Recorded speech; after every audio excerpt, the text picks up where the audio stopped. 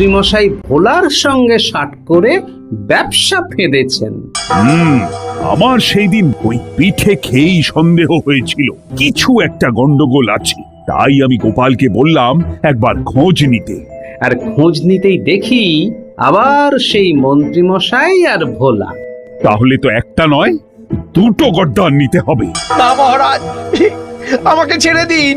আমি লোভে পড়ে এই কাজ করে ফেলেছিলাম মহারাজ। আমি আর কখনো এমনটা করব না। আমিও লোভে পড়ে এই কাজ করে ফেলেছিলাম, আমাকে ক্ষমা করে দিন মহারাজ। আচ্ছা, ক্ষমা না হয় আমি করে দেব, কিন্তু পিঠের কি হবে?